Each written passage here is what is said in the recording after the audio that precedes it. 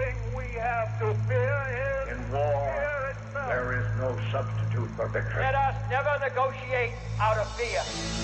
We stand undivided, forever united, fighting hand in hand for the liberty we've earned, for glory and honor, for our sons and daughters, ever mindful of the lessons we've learned. Let the torch of freedom burn.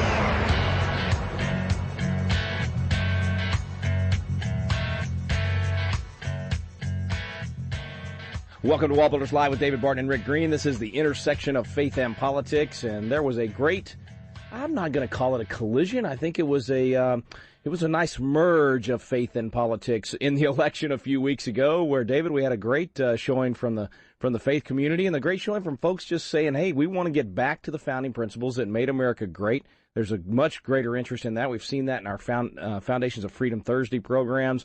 People are really hungry to get back to those principles, and they're expecting their government to do that.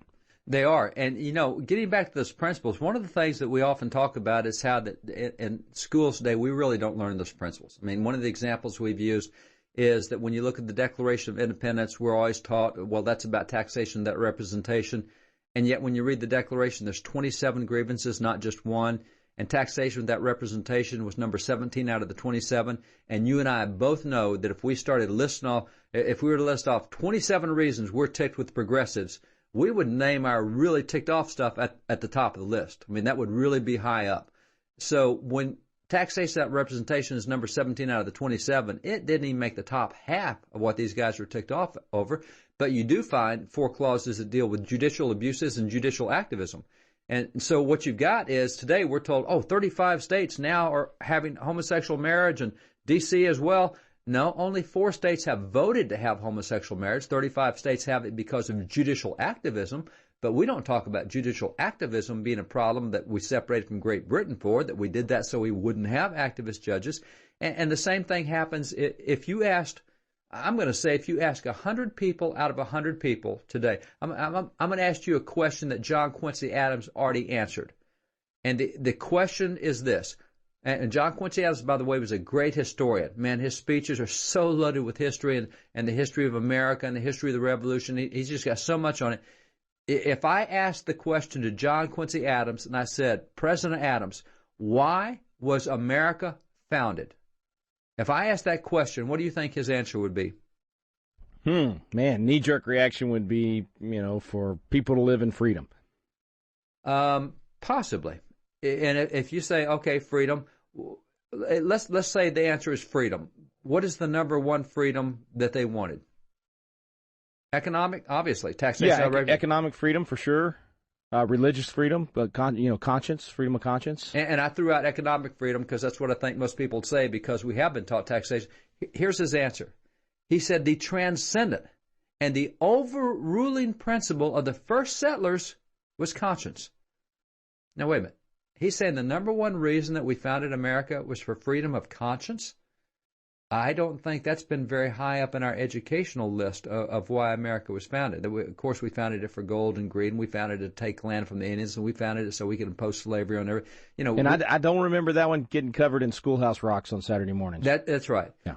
But they say that's the number one principle. And then let me just read some of the other founding fathers, how clear they were on this. Thomas Jefferson, he said, quote, "No provision in our Constitution ought to be dearer to man than that which protects the rights of conscience." You mean out of everything in the Constitution, according to Thomas Jefferson, nothing is more precious than the protection of conscience? He says our rulers can have no authority over such natural rights only as we submitted to them, and the rights of conscience we never submitted to them. He said it is inconsistent with the spirit of our laws and Constitution to force tender consciences. James Madison says this, "Government is instituted to protect property of every sort. Conscience is the most sacred of all property." Now, who would think that the right of conscience is more sacred than the right to own property, or the right to have a private dwelling, or the right for free market? James Madison says of all the property government should protect, conscience is the most sacred.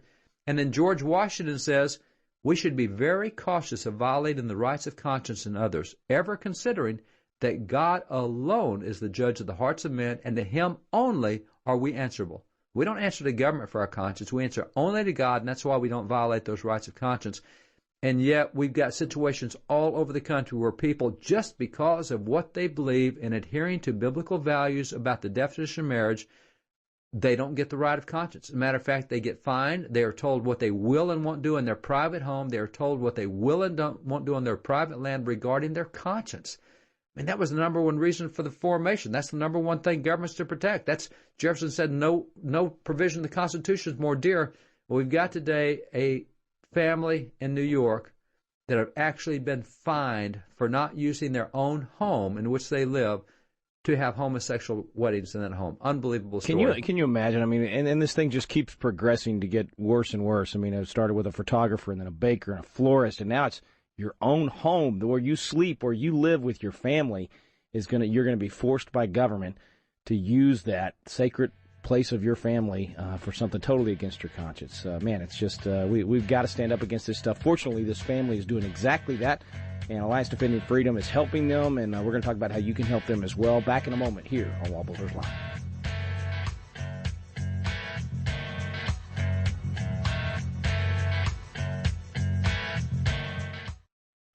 This is David Barton with another moment from America's history.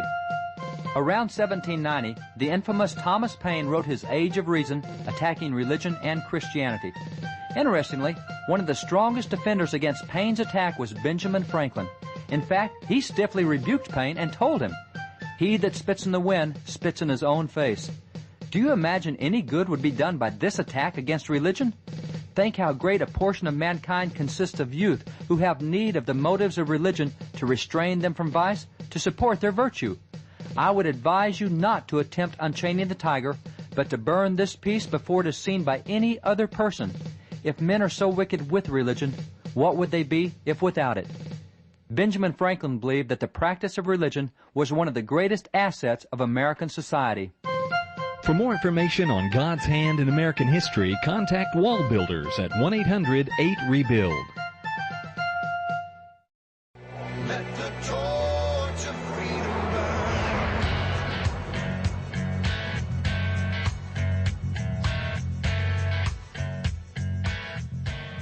Welcome back to the intersection of faith and politics. This is WallBuilders Live with David Barton and Rick Green. We appreciate you staying with us. We've got some special guests with us today. I want you just to imagine that you're being forced to use your own property, your own home, for something that is against your closely held religious beliefs, your rights of conscience.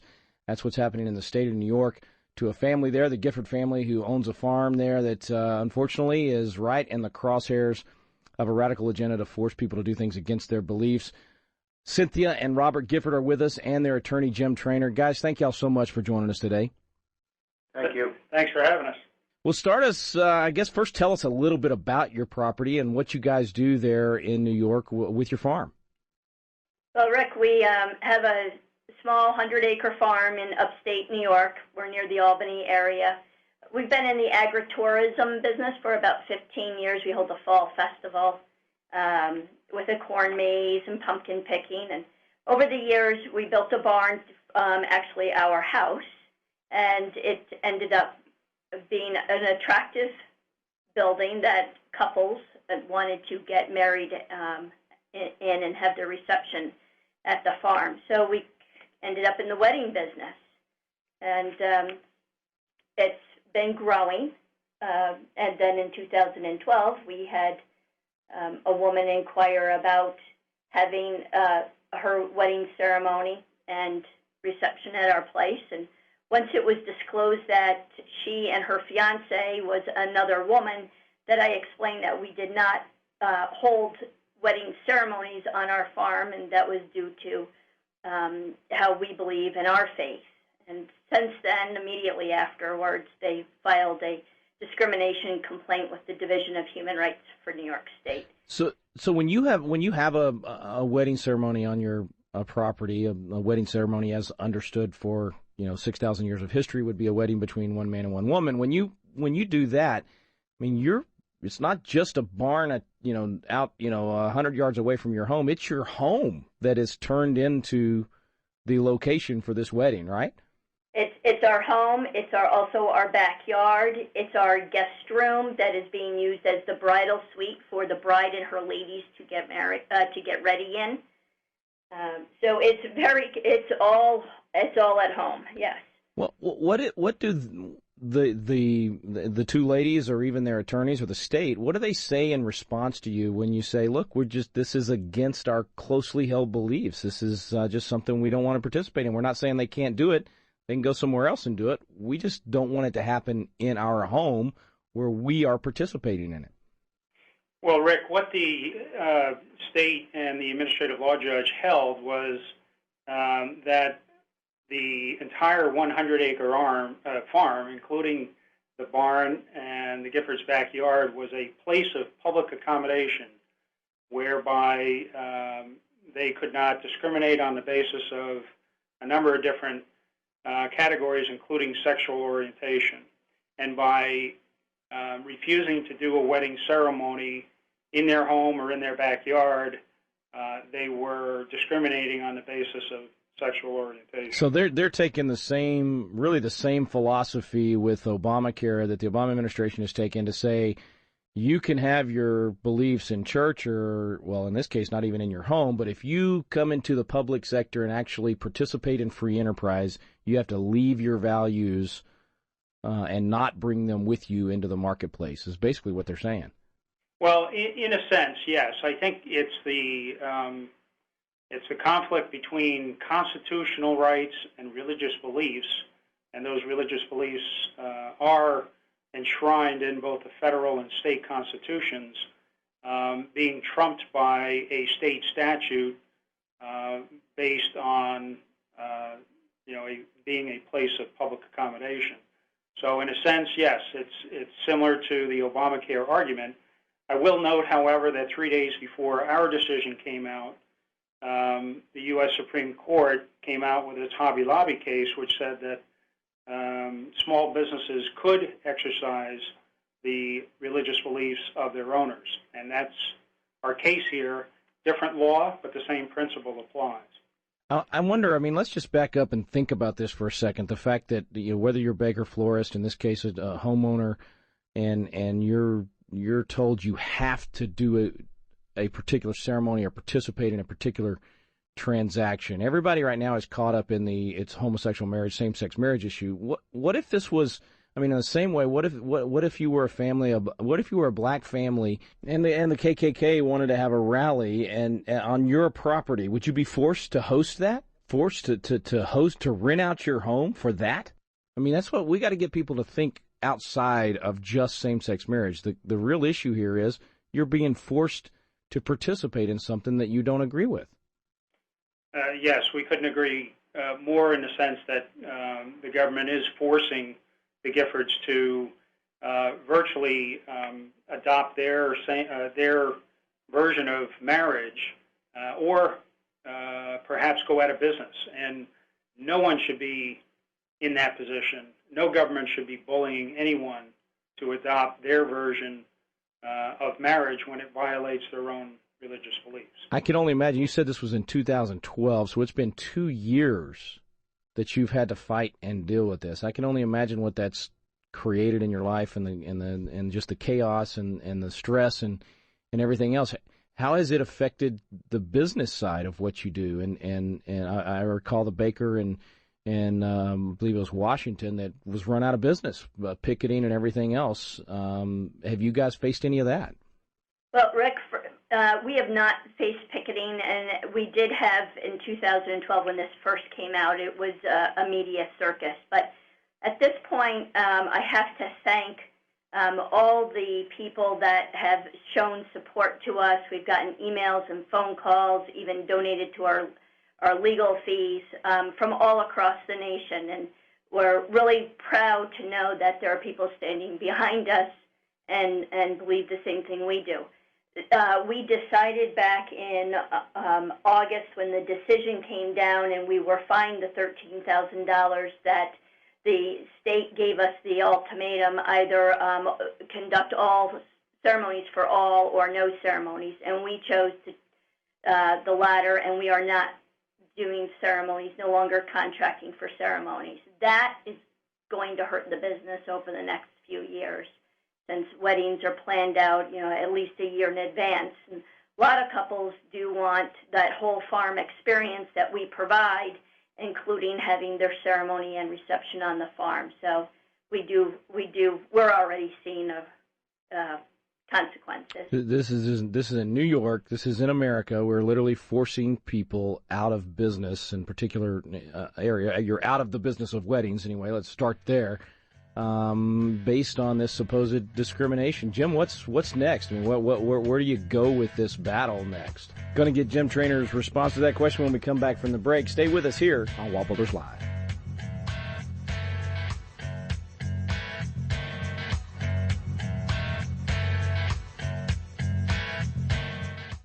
Have you ever wanted to learn more about the United States Constitution but just felt like, man, the classes are boring, or it's just that old language from 200 years ago, or I don't know where to start? People want to know, but it gets frustrating because you don't know where to look for truth about the Constitution either. Well, we've got a special program for you available now called Constitution Alive with David Barton and Rick Green, and it's actually a teaching done on the Constitution at Independence Hall, in the very room where the Constitution was framed. We take you both to Philadelphia, the cradle of liberty, and Independence Hall, and to the WallBuilders Library, where David Barton brings the history to life to teach the original intent of our founding fathers. We call it the Quick Start Guide to the Constitution because in just a few hours through these videos, you will learn the Citizen's Guide to America's Constitution. You'll learn what you need to do to help save our constitutional republic. It's fun, it's entertaining, and it's going to inspire you to do your part to preserve freedom for future generations. It's called Constitution Alive with David Barton and Rick Green. You can find out more information on our website now at wallbuilders.com. Let the torch of freedom burn.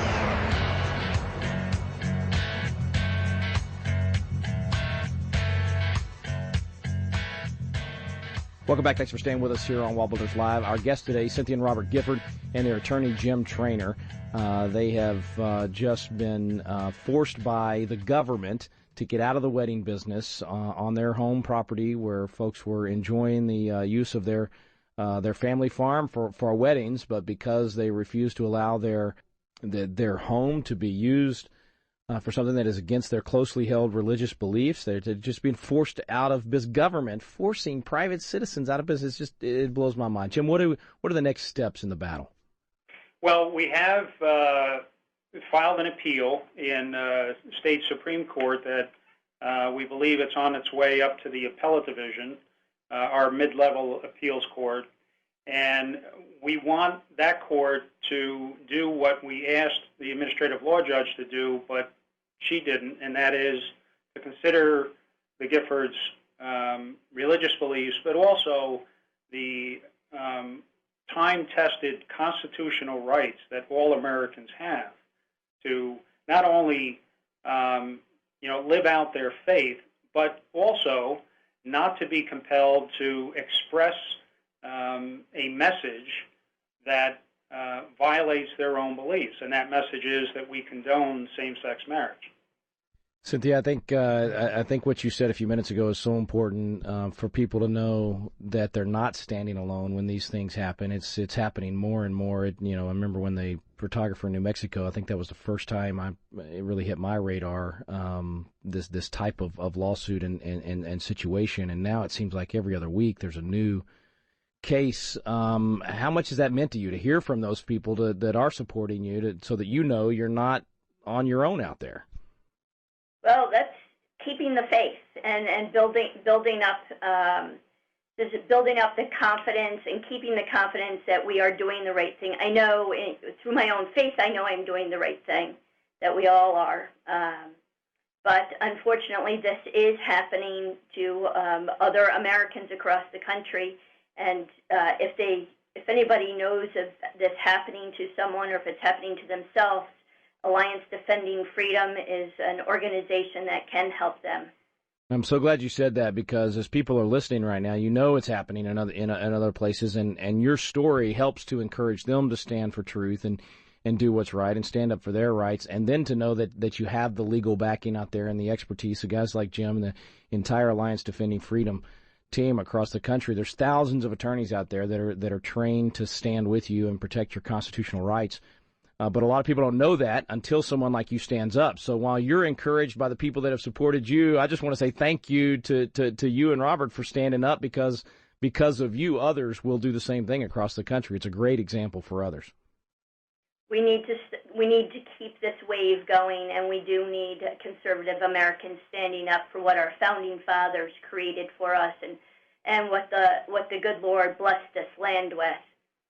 Jim, do you think that because of the way the New York State Division of Human Rights is handling this, that it's going to cause more of these cases, specifically in the state of New York? I mean, I know we're seeing this across the country, but if they're taking this stance, I can't imagine. I mean, there's no business off limits at this point. That may be true. The Marriage Equality Act in New York is relatively new. It came out in the summer of 2011, and I think the full effect of it is yet to be seen. As in our case, it has permeated down through other laws and regulations to affect people, I believe, in unintended ways. The legislators, when they debated the Marriage Equality Act for the second time, because it failed in 2009, the difference being that there was a lot of religious exemptions built into the 2011 version. And when they debated that, those legislators that changed their mind were assured that the religious rights of that were already contained in the New York State and federal constitutions would be respected.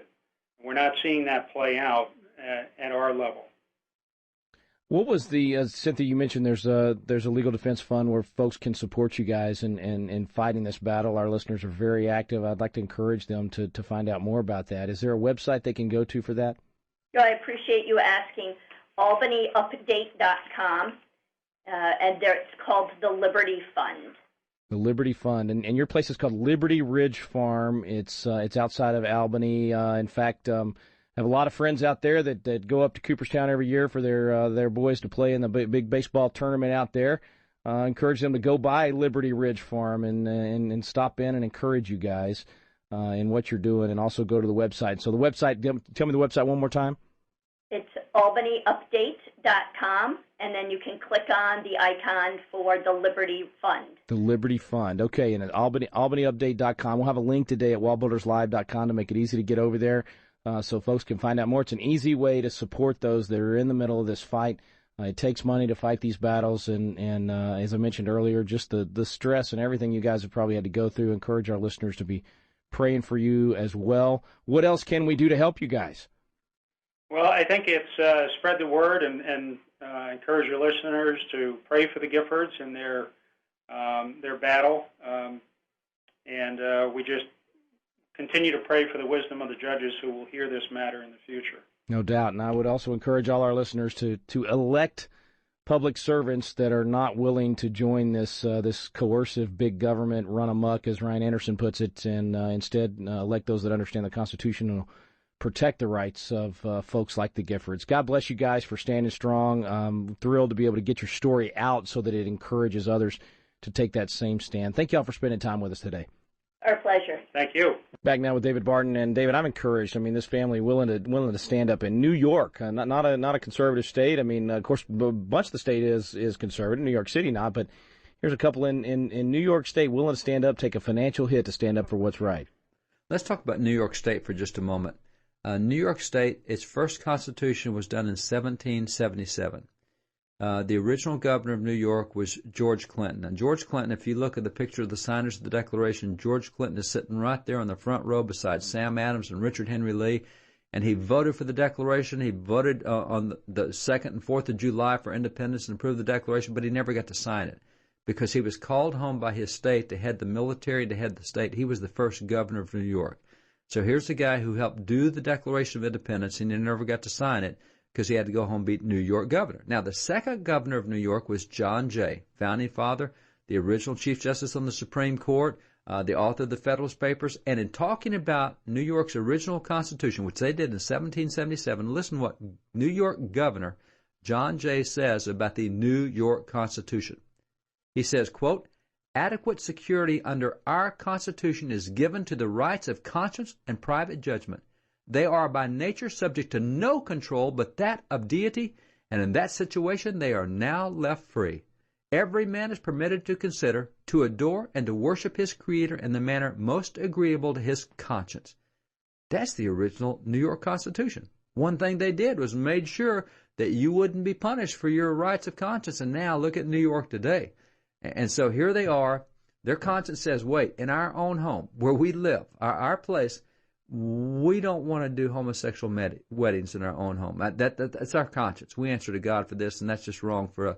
So they're being singled out for that. And one more quote on conscience. This one's from William Livingston, who's a signer of the Constitution, who's over in a near neighbor state there. He's the governor of New Jersey at this time. And he's talking about how that British government had singled you out for your rights of conscience, but not in America. We don't do that anymore. And in talking about being singled out for rights of conscience, as the Giffords were, this is what he says. He says, quote, I call it persecution because it's harassing mankind for their principles, and I deny that such punishments derive any sanction from law because the consciences of men are not the objects of human legislation. You can have no human law that punishes you for what you believe, and yet New York does, and yet all over the nation we're seeing this. So we've got to get back to understanding that the number one right that we have in the Constitution, according to the founders, is conscience, and that's why America was founded, to protect conscience, and that's what's under attack today. David, I'm so glad you have that library. I'm so glad you have those original quotes that we can share with folks. Nothing new under the sun. These guys knew what persecution was. We're seeing it happen in our country, and we can use the quotes of our founding fathers to battle it. And we can win it, folks, but you got to stand up. Special thanks to the Giffords family for standing up. Thanks for listening today to WallBuilders Live. We stand undivided.